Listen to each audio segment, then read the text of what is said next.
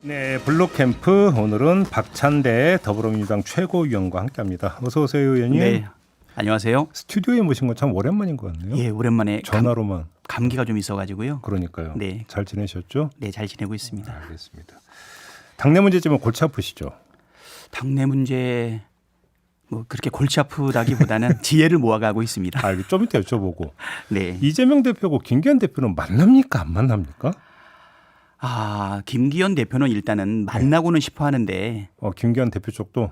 내용보다는 자꾸 모양만 갖추려고 하는 것 같아서. 그래요? 예, 그래서 저희는 지금같이 전국이 꼬여 있고 경제가 어려울 때 좀 더 진정성 있는 얘기를 나눌 수 있는 역량가 있는 만남을 지금 계속 제시하고 있는데. 아니, 김기현 대표 쪽에서 얘기는 모양은 어떤 모양을 얘기하는 거예요? 그냥 모여서 여야 간에 이야기하고 사진 한번 찍고 노력하고 있다. 사실 김기현 대표가 아무것도 안 한다고 하는 지금 비판이 많이 있지 않습니까?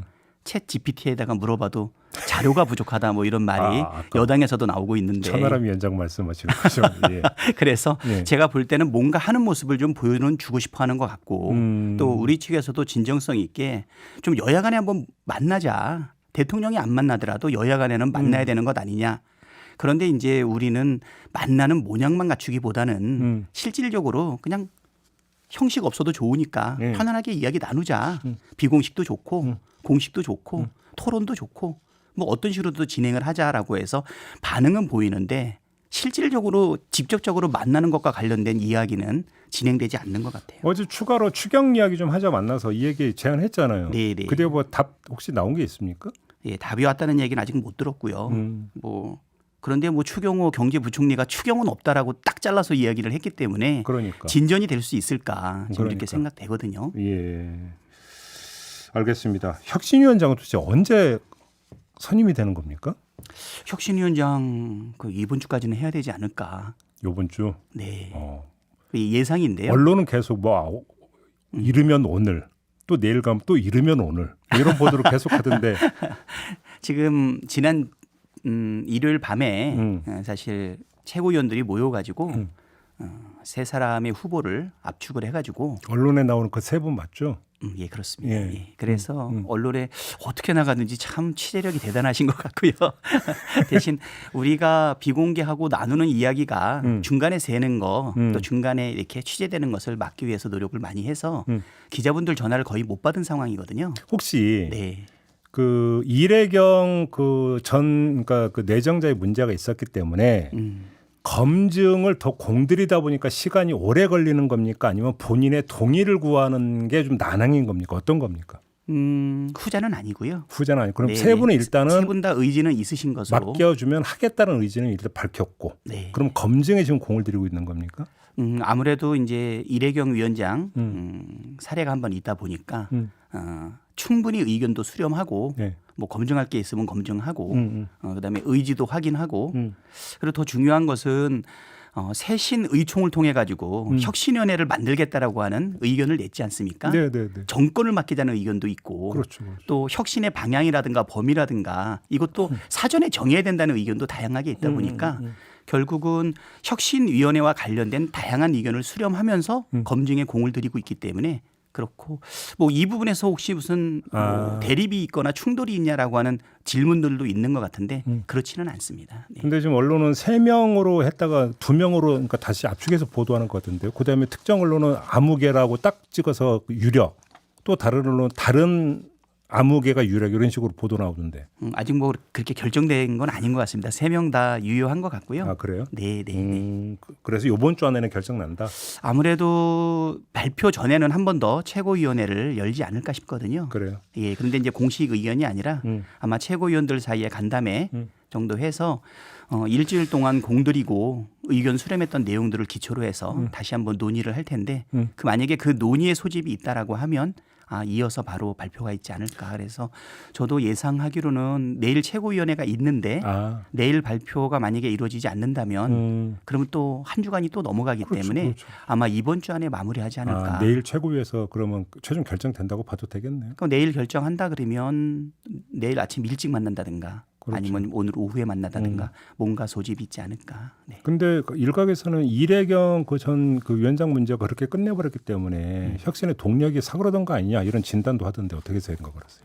글쎄요, 뭐 혁신 위원장 물론 중요하지만 결국은 혁신의 내용이 중요하지 않을까. 뭐 이렇게 생각이 되고 있고요. 그리고 혁신은 결코 쉽지 않다. 예.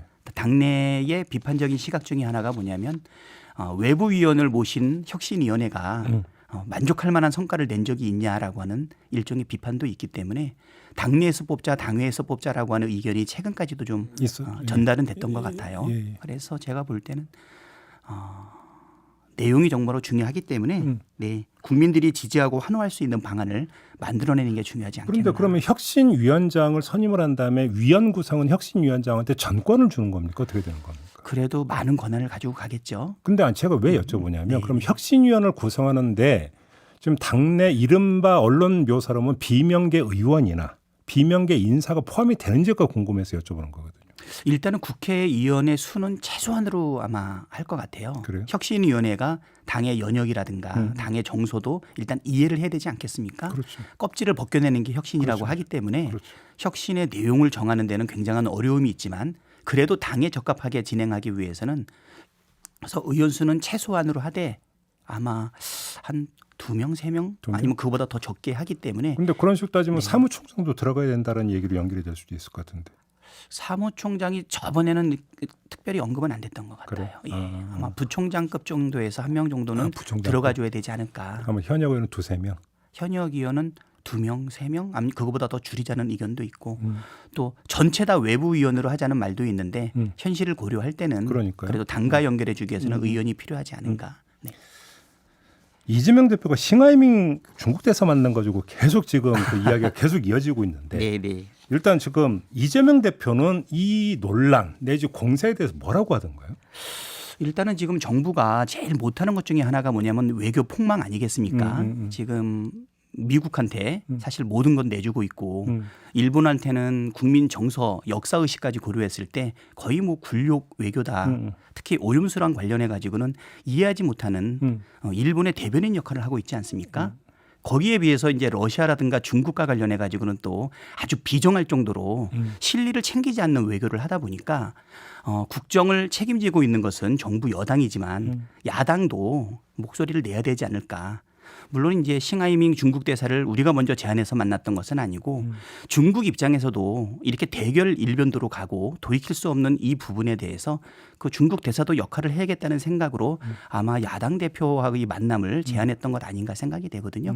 물론 이제 공개 발언 중에서 이재명 대표는 우리 중국하고 한국 사이에 일어나고 있는 여러 가지 마찰이나 어려움을 풀기 위한 제안들도 많이 하지 않습니까?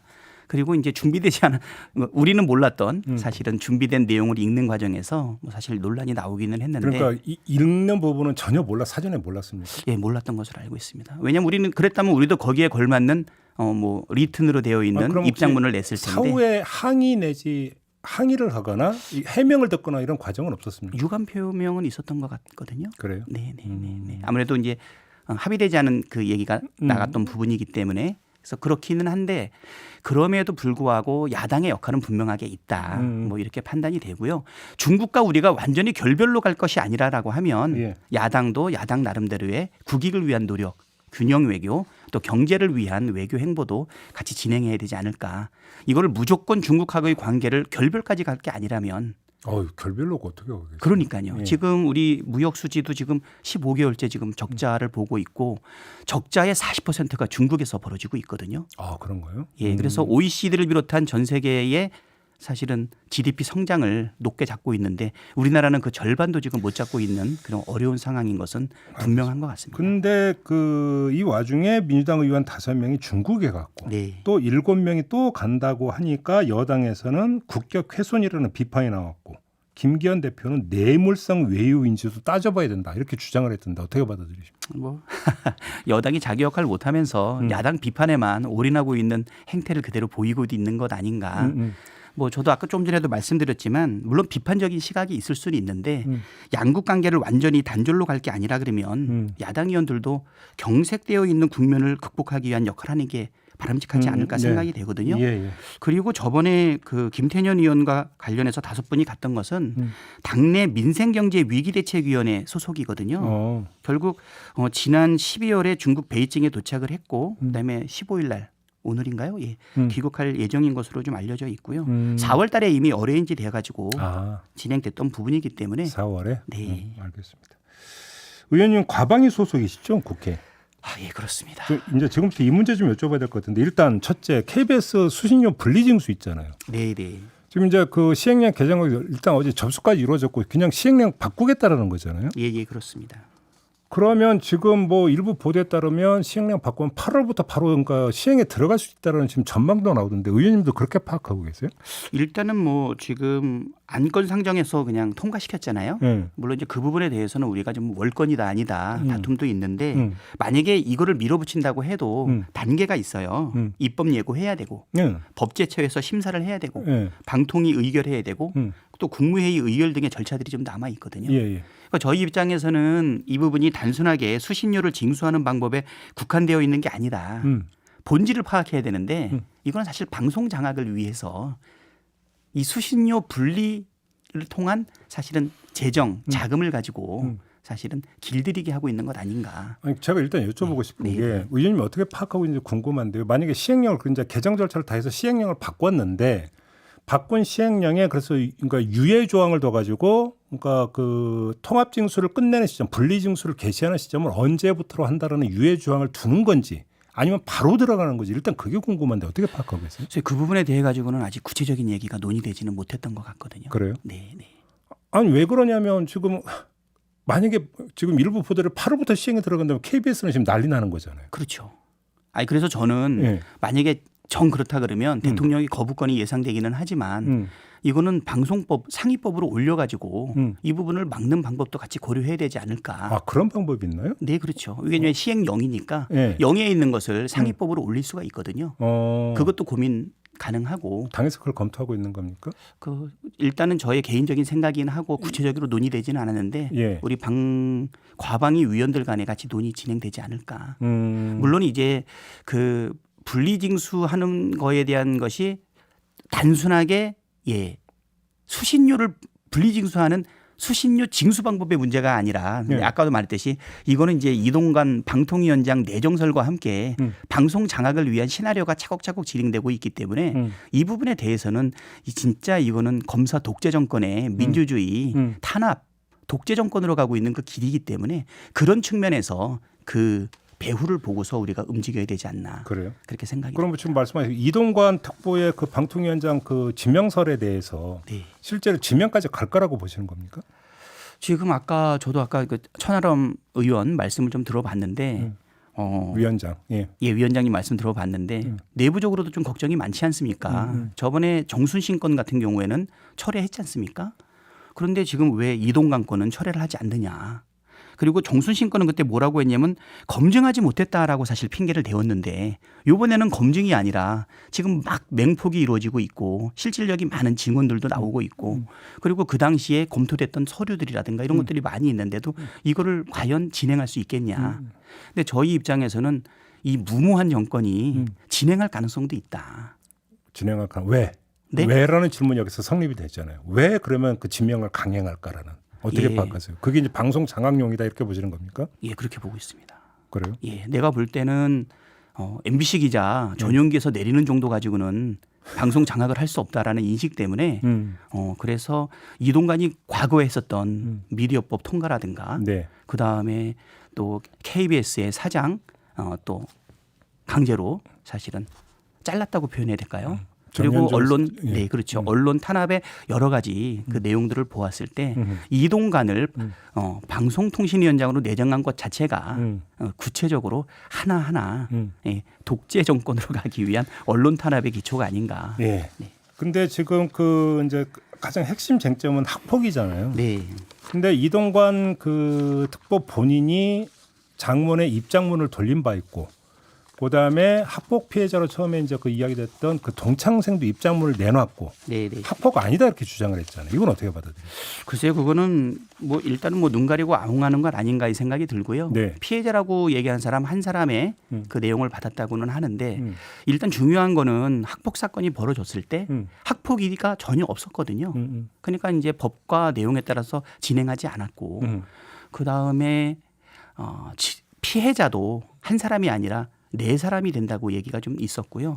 그때 이제 서울시 감사에서도 분명한 학폭이라는 얘기도 있었고 뭐 교육청 감사 결과도 있었기 때문에 그것을 몇 년이 지난 지금 윤석열 정권에서만 부릴 수 있는 오히려 땡깡 아닌가. 예, 그렇게 생각이 됩니다. 아, 방송 부작함 용어로 쓰였기 때문에 그럼 바로 잡도록 하고요. 예, 뭐라고 할까요? 좀 폭거? 예, 근데 예. 지금 그 만약에 지명이 이루어진다면 이제 인사청문회는 열리는데 임명 동의 대상은 아니죠. 그렇죠. 장관급이긴 아니지. 그렇죠? 장관급이긴 한데 인사청문 대상은 네, 되지만 네, 임명 동의 네. 절차를 거치는 대상은 아니죠. 예, 그렇게 알고 있습니다. 예, 예. 그러면 인사청문 과정이 어떻게 이루어지든지 간에 임명장 줄 수 있다는 얘기로 연결이 되는 거 아닙니까? 사실 뭐 임명 동의 대상인 뭐 대법관이라든가 헌법재판관이라든가 총리가 아닌 이상은 인사청문회의 인사청문 경과 보고서가 채택 여부하고 관계없이 네. 강행 가능하거든요. 네.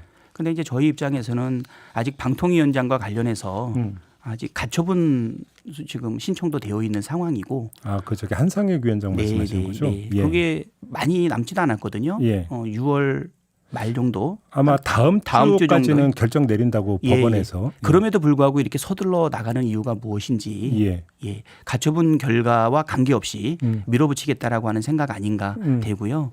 뭐 이분이 만약에 가처분을 인용을 받아가지고 끝까지 계시다 그래도 7월 아니겠습니까? 그렇죠. 그래요. 얼마 남지 않은데도 불구하고 이렇게 무리하게 밀어붙이는 데는 나름대로 우리가 헤아리든 또 헤아리지 못하든 방송 장악을 위한 시나리오가 착착 진행되고 있는 것이다. 하나만 더요. 지금 민주당이 추천했던 최민희 그 방통위원 임명을 안 하고 있잖아요. 안 하고 있죠. 그거 지금 어떻게 되는 겁니까? 제가 볼 때는 지금 5명의 방통위원 중에서 지금 한상혁 위원장은 강제 파면 형식으로 면직 형식으로 진행하고 있고 최민희는 지금 임명을 안 하고 있지 않습니까? 네네. 그럼 지금 한 명 남아 있죠, 김현 의원. 예. 그래서 지금 3명이 열려가지고 2대 1로 의사를 지금 하고 있지 않습니까? 그러니까 제가 볼 때는 한상혁에 대한 이 2달 남아 있는 임기 안에 가처분이 받아들일지 여부의 불확실성도 있고, 그 다음에 최민희 의원을 만약에 한다라고 하면. 그 2달이라는 기간 동안에는 3대2 구조가 되기 때문에 네. 방송통신위원회의 의사결정 구조와 관계없이 빨리 이동관을 임명하려고 하는 의도가 아닌가. 그래서 빨리 방송장악으로 진행하고자 하는 의도가 아닌가. 최민희 위원 같은 경우는 그 숫자를 다 채운 다음에 임명하더라도 할 거다. 그런 시간 끌기다 이렇게 보시는 겁니까? 그렇게 예상도 했는데 끝까지 임명을 안 할 수도 있지 않을까 하는 왜? 이 정권의 무모함 때문에. 그래요. 네. 알겠습니다. 자, 오늘 말씀 여기까지 들어야 될 것 같네요. 고맙습니다. 네. 지금까지 박찬대 더불어민주당 최고위원과 함께했습니다.